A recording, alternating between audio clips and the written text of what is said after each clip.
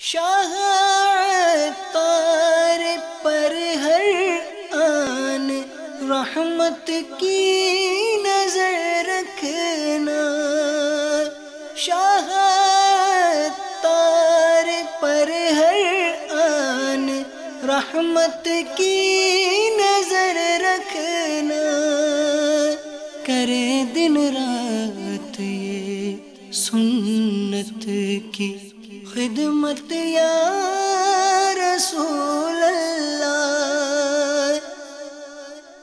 الحمدللہ رب العالمین والصلاة والسلام علی سید المرسلین، اما بعد فاعوذ باللہ من الشیطان الرجیم، بسم اللہ الرحمن الرحیم، الصلاة والسلام علیک یا رسول اللہ وعلی آلک واصحابک یا حبیب اللہ، الصلاة والسلام علیک یا نبی اللہ وعلی آلک واصحابک یا نور اللہ۔ اللہ کے پیارے رسول مقبول بی بی آمینہ کے گلشن کے مہکتے پھول عز و جل صلی اللہ تعالی علیہ وآلہ وسلم رضی اللہ تعالی عنہ کا فرمانے مغفرت نشان ہے۔ جس نے کتاب میں مجھ پر درود پاک لکھا تو جب تک میرا نام اس میں رہے گا فرشتے اس کے لیے استغفار کرتے رہیں گے۔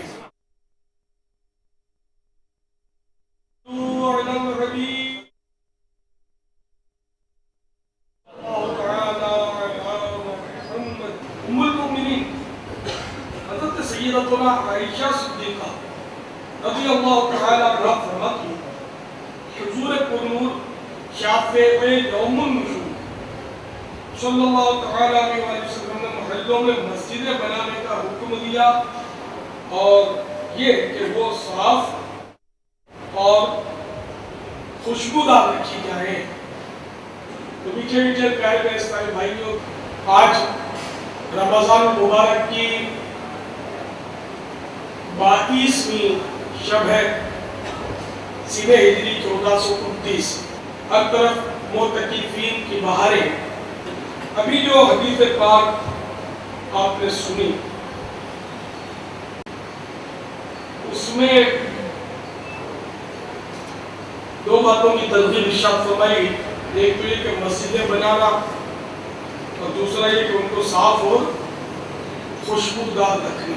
واقعی مسجدیں بنانا اور انہیں عود دوبار اور اگربتی وغیرہ سے خوشبودار رکھنا کار ثواب ہے، مگر یہ خیال ہے کہ مسجد میں دیا سلائی یعنی ماچس کی تیلی نہ جلائی جائے کہ اس سے بارود کی بدبو نکلتی ہے، اور مسجد کو بدبو سے بچانا واجب ہے۔ بارود کا بدبودار دھواں اندر نہ آنے پائے اتنی دور باہر سے، یعنی تھوڑی دور جائیں گے تو ہمارا جھونکا بدبو کو مسجد میں داخل کر دے گا، یہ امکان رہے گا۔ تو مسجد اصل مسجد سے کافی دور جا کر، مثلا امام صاحب کے حجرے کے اندر جا کر یہ وہ مسجد سے باہر ہوتا ہے، یا مؤذن صاحب کا حجرہ یا مکتب، اس طرح دور جا کر نوبان یا اگربتی وغیرہ سلگا مسجد میں لائیے۔ اگربتیوں کو کسی بڑے تشت وغیرہ میں رکھنا ضروری ہے تاکہ اس کی راکھ مسجد کے فرش وغیرہ پر لگے۔ پنکھا وغیرہ چل رہا ہے تو اور احتیاط کرنی ہوگی کہ یہ راکھ اڑے بھی نہیں مسجد میں۔ خوشبو تو بے شک اڑے، راکھ نہیں اڑنی چاہیے کہ اس سے بھی کچرا ہوگا مسجد میں۔ مسجد نیز گھروں اور کاروں میں ایئر فریشنر سے خوشبوؤں کا آج کل چھڑکاؤ کرنے کا بھی سلسلہ چل نکلا۔ یہ ایئر فریشنر یہ ہے، اس کی بات ہے کہ خطرناک کیونکہ اس سے کیمیاوی مادے فضا میں بکھر جاتے ہیں اور سانس کے ذریعے پھیپھڑوں میں پہنچ کر نقصان پہنچاتے ہیں۔ ایک طبی تحقیق کے مطابق ایئر فریشنر کے استعمال سے جلد کا سرطان یعنی اسکن کینسر ہو سکتا ہے۔ پیچھے پیارے پیارے اسلامی بھائی، کیونکہ ہم مسلمان اور مسجد سے ہمارا واسطہ روزہ نہیں پڑتا، اب مسجد میں جانا بھی ضروری ہے، نماز با جماعت پڑھنا مسجد کے اندر واجب ہے جبکہ کوئی عذر شرعی نہ ہو۔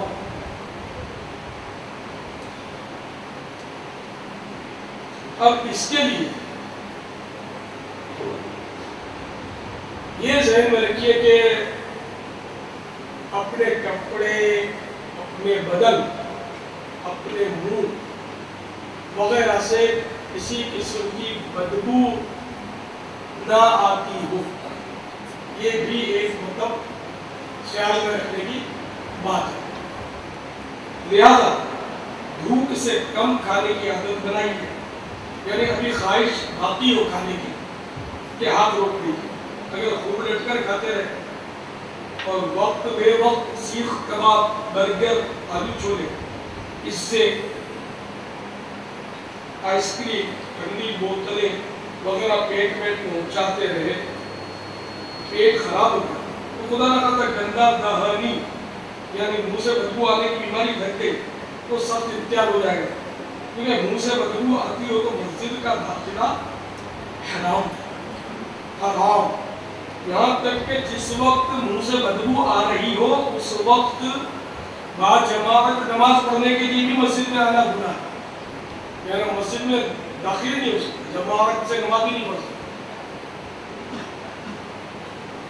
اس کے لیے اب کوئی یوں کرے کہ صاحب وہ جماعت سے نماز نہ پڑھنی پڑے تو نماز سے تھوڑی دیر پہلے کچی پیاز کھا لے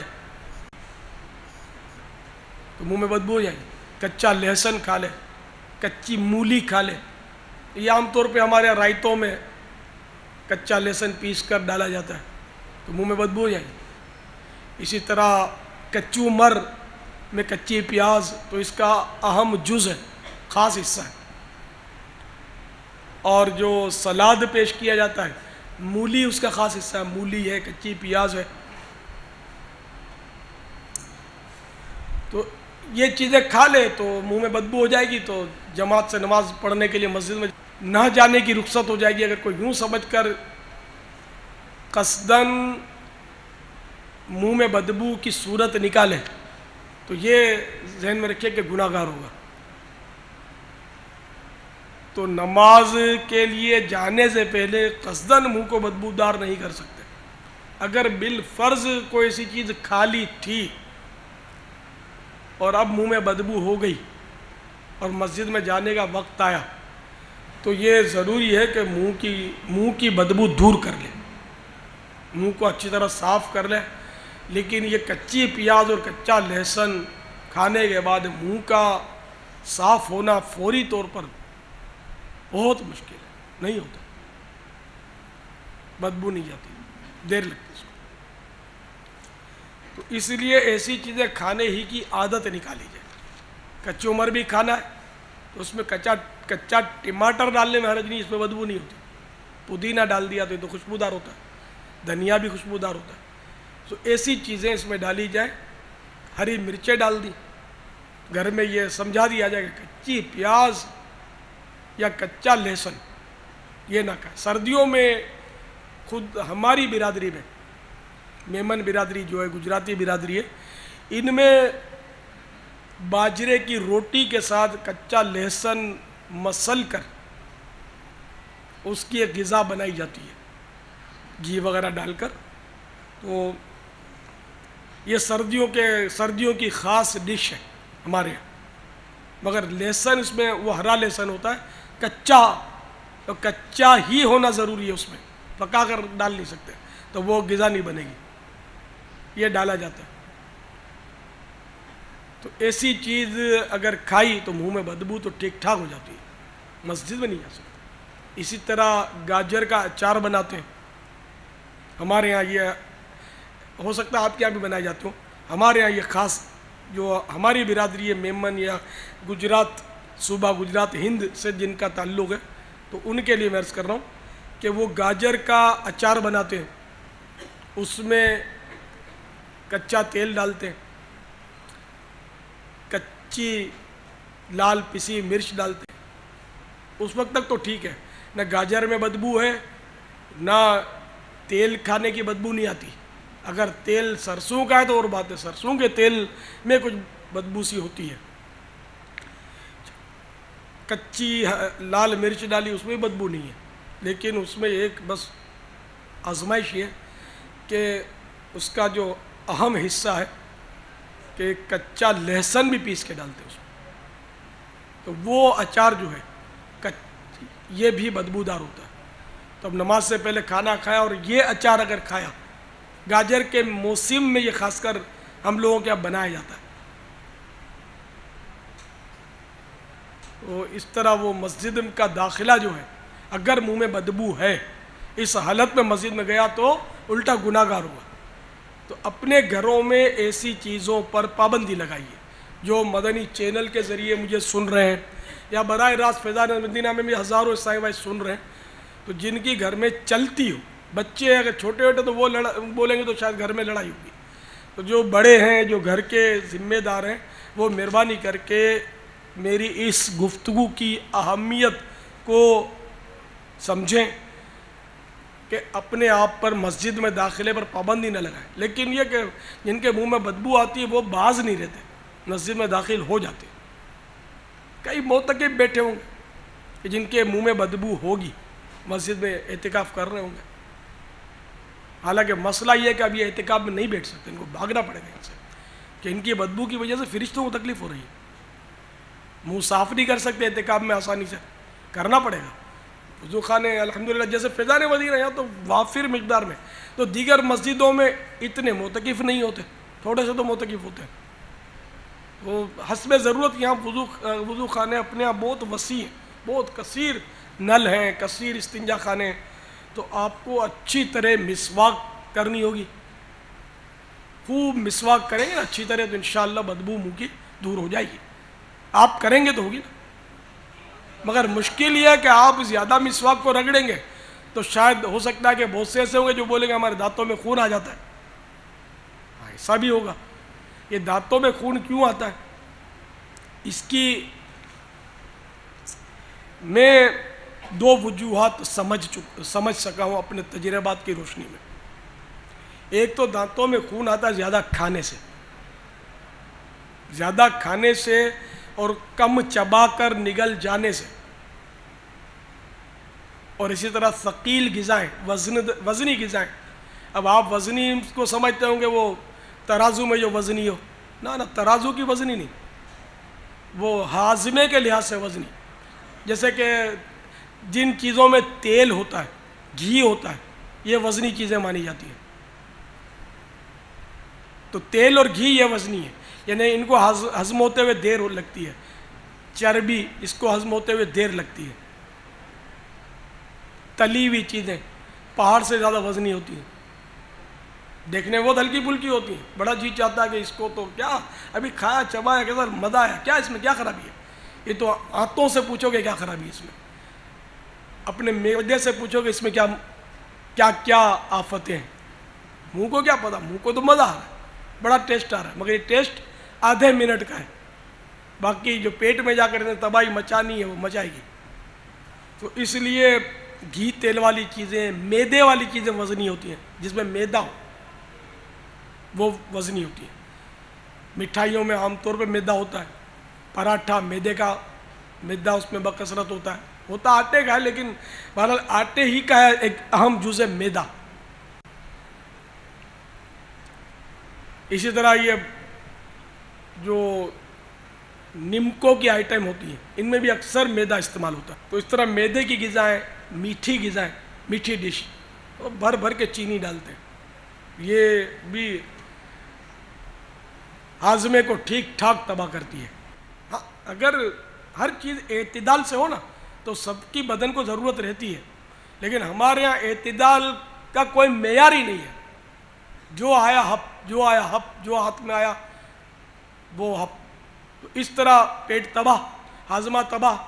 تو جس کے دانتوں میں خون آتا ہے نا، وہ اپنے معدے پر غور کر لے، اس کو قبض ہے، یا تو قبض ہوگا اس کو، یا بار بار اس کو استنجا خانے میں دھکے ہوتے ہوں گے، اور وہ اس کو فراغت، اس کو یعنی کہ فراغت پرسکون طریقے پر نہیں ہوتی ہوگی، پریشانیاں ہوں گی، گیس ہوگا اس کو. تو پیٹ اس کا، جس کو ہم لوگ بولتے ہیں پیٹ ڈسٹرب ہے. تو جس کا پیٹ ڈسٹرب ہوگا اس کے دانتوں سے خون بھی غالباً، جس کے دانتوں میں خون آتا ہوگا اس کا پیٹ ڈسٹرب ہوگا. یہ آپ خود اپنا امتحان کر لیجئے. ایک صحت مند آدمی کا جس طرح اجابت ہوتی ہے اس طرح شاید اس کو نہ ہوتی ہو. دوسرے نمبر پر خون آنے کی وجہ جو میری سمجھ میں آئی ہے وہ یہ ہے کہ دانت برابر صاف نہیں کرتے. تو اس طرح دانتوں میں غذائی اجزاء جو ہیں وہ دانت اور اس کا یہ گوشت جس کو مسوڑا بولتے ہیں، ہم عام طور پہ بولتے ہیں دانتوں سے خون آتا ہے. تو خون دانتوں سے نہیں آتا. دانت تو ایک ایسی ہڈی ہے کہ جس کو اگر توڑا بھی جائے تو تکلیف نہیں ہوگی. آپ بولیں گے نہیں یہ دانت کو ہمارا تکلیف ہوئی، یہ دانت کو تکلیف نہیں ہوتی، یہ اندر جو گوشت ہے نا مسوڑا، اس کو تکلیف ہوتی ہے. دانت اگر جیسے آپ نے نکال دیا، اب اس پر مارے ہتھوڑا، آپ کو پتہ چل جائے کچھ بھی نہیں ہے تو چورا ہو جائے گا، تکلیف نہیں ہوگی. جیسے بال ہے، بال کو اپنے کاٹیں گے تکلیف نہیں ہوتی. ناخن ہے، ناخن کاٹیں گے، ناخن کو تکلیف نہیں ہوتی. زیادہ کٹ گیا تو ناخن کا جو گوشت ہے اس کو تکلیف ہوتی ہے، انگلی کا. تو اسی طرح دانت میں بھی جان نہیں ہے، تو اس کو خود تکلیف نہیں ہوتی، مگر عرف میں کہتے ہیں کہ دانتوں سے خون آنا. تو دانتوں سے خون آنا یا مسوڑوں سے خون آنا، تو یہ کہ منہ جب صاف نہیں کرتے تو غذائی اجزاء دانتوں اور گوشت کے درمیان جمع ہوتے ہیں، اور اس سے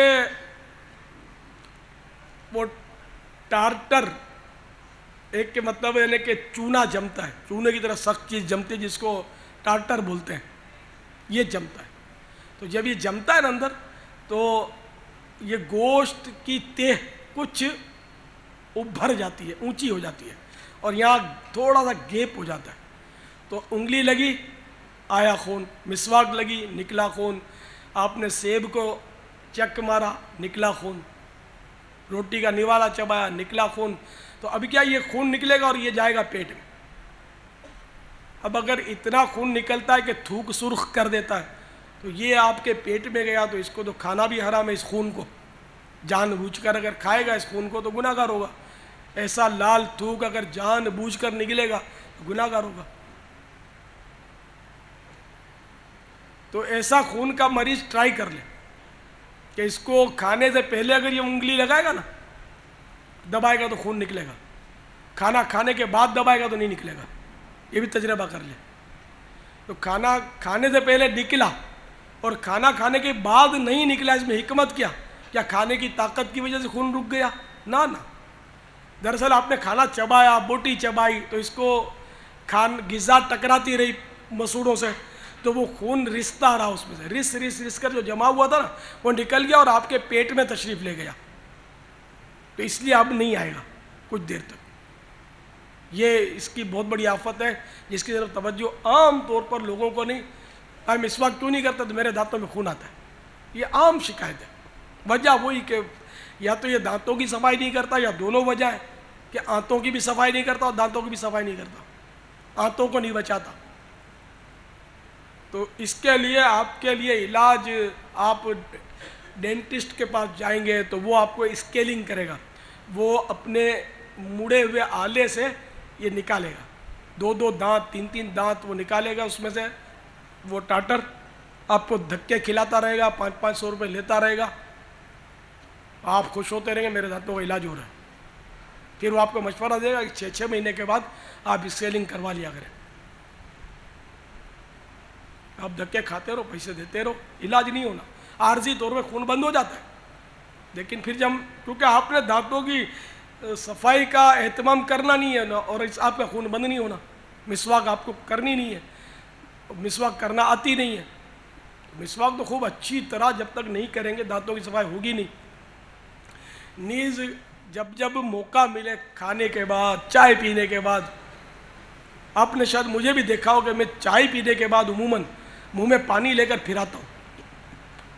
اسی طرح جب میں آپ لوگوں کے ساتھ کھاتا ہوں تو شاید آپ نے دیکھا ہوگا کہ منہ میں پانی پھراتا ہوں میں، اور اب منہ میں ہلاتا ہوں، پانی کو جنبشیں دیتا ہوں. خیر یہ اعتکاف میں تو کم موقع ملتا ہے، لیکن عام طور پہ میری عادت ہے کہ میں کوشش کرتا ہوں کہ کوئی ذرہ میرے دانتوں میں باقی نہ رہے. اسی طرح چائے کا اور یہ جو پیلاہٹ ہے نا، آپ یہ ہر بار چائے پینے کے بعد اگر یہ منہ میں پانی لے کر جنبشیں دیتے رہیں گے، بھلے پھر نگل جائے، وہ نہیں ہے، تو اس طرح آپ کے دانتوں کی صفائی رہے گی. اور وہ غذا کے اجزاء، چائے کے بھی تو اجزاء تو ہے نا، تو وہ بھی جمیں گے نہیں، ٹاٹر نہیں بنے گا پھر انشاءاللہ.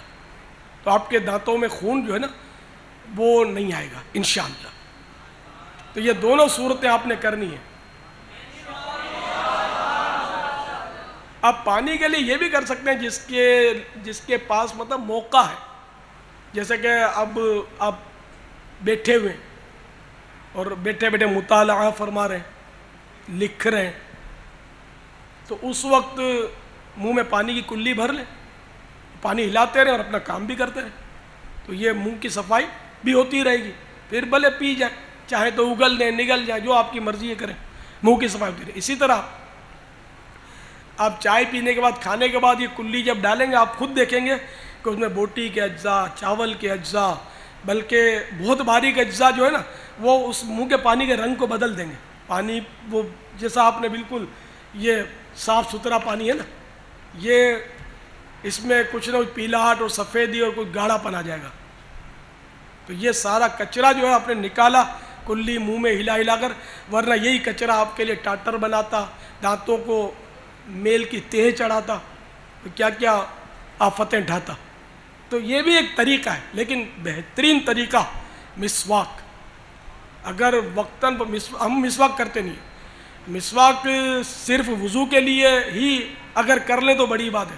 مسواک ہمارے پاس ہوتی کب ہے؟ تو مسواک وضو کے ساتھ ساتھ ویسے بھی جیسے اور مواقع بھی ہیں، گھر میں داخل ہوئے تب مسواک کرنا سنت، سو کر اٹھے تب مسواک کرنا سنت. ہاں تو اس طرح وقتاً فوقتاً مسواک کے میرے آقا صلی اللہ تعالیٰ علیہ وآلہ وسلم تو سرانے مسواک رکھتے تھے آرام فرماتے وقت. یہاں تک کہ وصال ظاہری کے وقت بھی ہماری امی جان سیدتنا عائشہ صدیقہ رضی اللہ تعالیٰ عنہا نے مسواک نرم کر کے اپنے مبارک منہ سے سرکار صلی اللہ تعالیٰ علیہ وآلہ وسلم کو پیش کی. اور وصال ظاہری سے پہلے بھی میرے آقا نے مسواک کی. اتنا مسواک کو آپ نے انہیں کہ عزیز رکھا. اسی مسواک کو آج ہم نے طاق نسیان پر رکھ چھوڑا، اس کو بالکل توجہ ہی نہیں دیتے. بہت عمدہ ترین علاج ہے دانتوں کا، منہ کی بدبو کا اور منہ کی صفائی کا. اور اس میں بشارتیں کیسی ہیں کہ انشاءاللہ جو مسواک کا عادی ہوگا اس کا ایمان پر خاتمہ ہوگا، اور جو افیون کا عادی ہوگا اس کا برا خاتمہ ہونے کا خوف ہے. یہ ارشاد ہے، قول ہے کسی بزرگ کا غالباً. تو اس لیے وہ مسواک کا اہتمام رکھیے. مسواک ہر وقت اپنے پاس دیکھیے، یہ سینے پر سجا کے رکھیے. میں مسواک الٹی طرف رکھتا ہوں، عادت ہے میری، اس کے لیے خصوصی جیب بنواتا ہوں. تو ادھر الٹی طرف یعنی کہ تھوڑا سا الٹی طرف. تو یہ آقا کی سنت جو ہے الحمدللہ میرے دل اور سینے سے لگی ہوئی ہے الحمدللہ.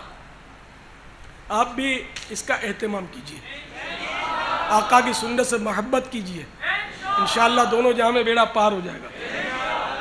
تو اب یہ کوشش کی جائے گی کہ آپ کھانا بھوک سے یعنی کم کھائیں گے، ضرورت سے کم کھائیں گے. آپ کو ضرورت ہے آپ کم کر دیجئے. آپ کھانا، میں آپ کو حدیث شریف سناؤں، مزے کو مزہ آ جائے گا اور اس پر عمل کرنے میں بڑا سکون ملتا ہے، بہت سکون ملتا ہے.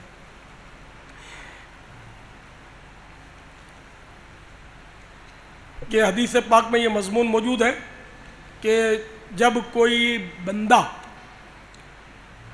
اللہ کے رضا کے لیے نوالے کم کرتا ہے، کھانے کے، کم کھاتا ہے، ایک بھی نوالا کم کھائے گا، 2 نوالے کم کھائے گا، تو اللہ تعالیٰ فرشتوں میں اپنے اس بندے پر مباحات فرماتا ہے، یعنی فخر کرتا ہے، فرشتوں سے فرماتا ہے کہ دیکھو میرے بندے نے مجھے راضی کرنے کے لیے اتنے نوالے کم کھائے، تم گواہ ہو جاؤ کہ میں اپنے اس بندے کے ہر نوالے کے بدلے جنت میں ایک ایک درجہ بلند کروں گا۔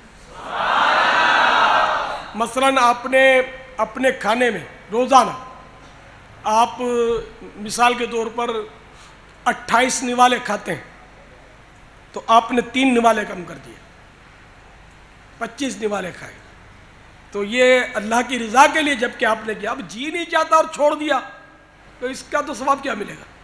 جی چاہ رہا اور نوالا بھی بہترین ہے، آلو بھی اس میں آپ نے ملا ہوا ہے، بوٹی کا بہترین پیس آپ نے بچا کے رکھا ہے کہ آخر میں کھاؤں گا اس کو۔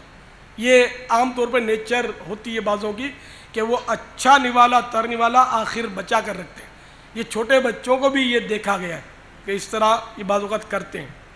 اب یہی نوالا آپ نے اللہ کی رضا کے لیے ترک کر دیا تو اس کا انشاءاللہ آپ کو وہ جو اجر میں نے بتایا نا وہ انشاءاللہ ملے گا، جنت میں درجہ بلند ہوگا۔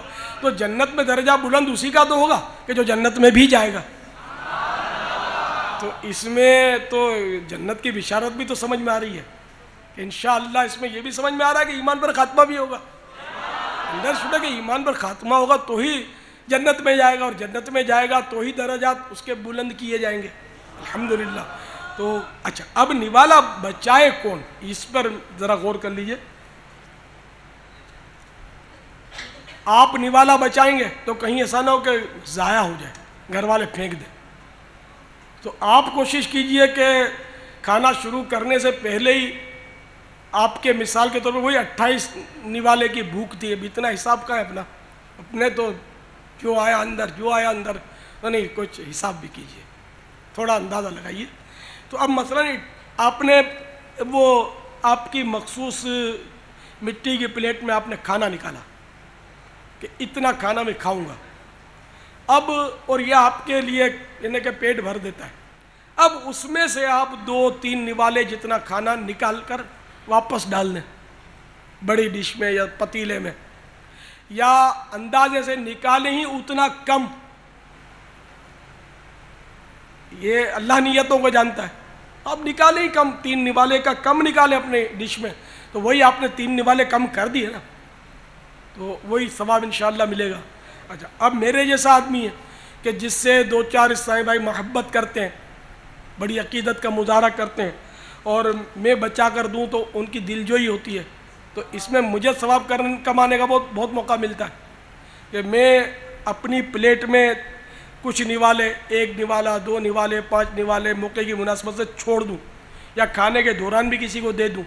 آپ دیں گے تو شاید وہ کوئی لے گا، کوئی طنز کرے گا، کوئی برا مانے گا، تو میں دوں گا تو خوش ہوں گے۔ ایسا ایک میں اسے عرض کر رہا ہوں کہ جیسے میں ہوں، ایسے کوئی آپ میں سے بھی اس طرح کا جس کو مطلب یہ کہ اللہ تعالیٰ نے لوگوں کے دلوں میں محبت ڈالی ہو تو وہ کر سکتا ہے اس طرح۔ اب یہ کہ میں نے چھوڑ دیا تو مجھے تو زیادہ فائدہ ہوگا، میرے جیسا جو بھی ہو اس منصب پر، کہ ایک تو یہ کہ جس کے جھوٹے کو لوگ تبرک سمجھتے ہوں اور وہ اگر اپنے نفس پر قابو کر سکتا ہے، پھول نہیں پڑتا، تو اس کے لیے مستحب ہے، افضل ہے کہ کچھ نہ کچھ اپنا جھوٹا بچا چھوڑے، کھانا چھوڑ دے کچھ، تو ایک تو اس مستحب پر عمل کرنے کا ثواب ملے گا۔ دوسرا نیت یہ کرے کہ میری خواہش، جب کہ خواہش ہو کہ میری خواہش تو ہے کھا ڈالوں، اب اس خواہش کے باوجود یہ چھوڑ دے اس کو، تو یہ دوسرا ثواب وہی نوالے والی جو ابھی میں نے آپ کو حدیث پاک سنائی، تو وہ فضیلت اس کو حاصل ہوگی۔ تیسری یہ نیت کر لے کہ چونکہ میرے جھوٹے سے یہ مسلمان جو بیٹھے ہوئے ہیں یا جو میرے قریب ہیں یہ خوش ہوتے ہیں کھا کر، تو مسلمان کی میں دل جوئی کر رہا ہوں، ان کا دل خوش کر رہا ہوں، تو اس کا بھی ثواب ملے گا۔ کہ حدیث پاک میں یہ مضمون ہے کہ فرائض کے بعد فرائض کے بعد کچھ اسی طرح کا مضمون ہے کہ فرائض کے بعد سب سے افضل عمل مسلمان کا دل خوش کرنا ہے فرضوں کے بعد. تو کتنے بڑے ثواب کا کام ہے کہ مسلمان کا دل خوش ہو جائے. اب جیسے جس کو دیکھ کر لوگ خوش ہوتے ہیں اس کے لیے یہ فائدہ ہے کہ اب جیسے کہ نمایاں جگہ پر بیٹھ گیا اس نیت سے کہ مسلمانوں کا دل خوش ہوگا مجھے دیکھ کر، انشاءاللہ اس کو ثواب ملے گا. اچھا، جو جس کے قریب بیٹھنے میں مسلمان خوش ہوتے ہیں وہ مسلمانوں کے اندر قریب آ کر بیٹھ گیا اس نیت سے کہ مسلمانوں کا دل خوش ہوگا، تو یہاں بھی اس کو ثواب ملے گا. مسلمان سے مسکرا کر ملیں گے اس نیت سے کہ اس کا دل خوش ہو جائے گا، تو یہاں بھی دل خوش کرنے کا ثواب ملے گا. تو ثواب کمانے کے تو الحمدللہ اتنے مواقع ہیں، بس نیتیں ضروری ہیں. ہم نیت نہیں کریں گے پھر ثواب، نیت نہیں ہوگی دل میں تو ثواب نہیں ملے گا. اور معاذ اللہ اگر نیت میں کوئی فساد ہوا، نیت بری ہوئی، تو اس کے حساب سے گناہ بھی مل سکتا ہے. جیسی نیت میں جیسا فساد ویسا گناہ. اب جیسے کہ نیت یہ ہے کہ اس کو مطلب آپ نے ہاتھ رکھا، مسکرائے، مزاج پرسی کی، اور نیت یہ ہے کہ میں ایک مسلمان کا دل خوش کر رہا ہوں اور کوئی آپ کا ذاتی مفاد نہیں ہے، تو یہ ملا ثواب. اب اس لیے آپ نے اس سے دعا سلام کی، اس لیے اس کو گلے لگایا، اس لیے اس سے اچھی طرح پرتپاک طریقے سے ملے تاکہ اس کو ٹھگ لیں، دھوکہ دیں اس کو. اب ظاہر ہے کہ یہ سارا گناہ کا سلسلہ ہے، تو گناہ کے لوازمات ہیں کہ آپ دھوکہ دینے کے لیے کر رہے ہیں. یا کوئی ایسا ہے بد نصیب کہ جس کو امرد سے دلچسپی ہے، گناہوں بھری دلچسپی جو ہوتی ہے، اور اب وہ لذت کے ساتھ امرد کے ساتھ مسکراتا ہے کہ اس کی مسکراہٹ دیکھ کر لطف اندوز ہو، تو یہ مسکرائے گا تو وہ مسکرائے گا نا امرد، تو اس کے سامنے مسکرائے اور اس کی پیٹھ تھپکے اور اس کا دل خوش کرے تاکہ وہ مانوس ہو. تو اب یہ عمل افضل نہیں بلکہ حرام، اور اس کو اگر آپ نے اس لیے تحفہ دیا کہ اس کا دل خوش ہو امرد کا اور میرے قریب آئے اور لذت بھی آ رہی ہے، شہوت بھی آ رہی ہے، تو یہ رشوت کہلائے گا. اور رشوت تو آپ کو پتہ ہے جہنم میں لے جانے والا کام ہے. امرد کا قصور نہیں، اس کو بیچارے کو پتہ بھی نہیں، لیکن جو ایسا کر رہا ہے تلذذ کے لیے، حظ نفس کے لیے، تو وہ گناہ گار ہو. تو انما الاعمال بالنیات، ایک ہی عمل ہے، اگر نیت وہ ہے جس سے اللہ کی رضا حاصل ہوتی ہے تو ثواب ملے گا، اور اگر نیت وہ ہے جس سے اللہ کی ناراضگی ہوتی ہے تو گناہ ملے گا. نیت پر. اور کچھ بھی نیت نہیں ہے ویسے ہی مسکرایا تو نہ ثواب ہے نہ گناہ. جیسے کہ میں نے آپ کو بولا کہ نمایاں جگہ پر بیٹھنے میں اگر یہ نیت ہے کہ اس کو پتہ ہے کہ مجھے دیکھ کر لوگ خوش ہوتے ہیں، تو اب نمایاں جگہ بیٹھنا اس لیے ہو کہ تاکہ لوگ اچھی طرح دیکھیں اور خوش ہوں اور بیان سننے میں ان کو دل جمعی حاصل ہو، تو مجھے ثواب اس نیت کا اب ملنا شروع ہوگا، ہے نا؟ اب یہ مجبوری ہے کہ اس وقت کچھ اسلامی بھائی تو مجھے دیکھ پا رہے ہیں لیکن ایک تعداد ہے جو دیکھ نہیں پا رہی. اب وہ جن کا جذبہ دیکھنے اور قریب سے سننے تھا وہ اپنی جان لڑا کے آگے پہنچ گئے، اور یہاں موجود ہونے کے باوجود جن میں وہ جذبہ نہیں تھا یا بیچاروں کو کوئی مجبوری ہوتی ہوگی وہ نہیں آ پائے، تو اب وہ نہیں دیکھ پا رہے ہوں گے مجھے. اب وہ ہو سکتا ہے مجھے اسکرین پر تو دیکھ رہے ہوں گے، ہاں یہ بھی ہے اسکرین پر بھی دیکھ رہے ہوں گے، تو اب بھی اسکرین پر بھی سب نہیں دیکھ رہے ہوں گے نا. جن کو دیکھنے میں دلچسپی نہیں ہے وہ ادھر ادھر گھوم رہے ہوں گے. یہ بھی نصیب کی بات.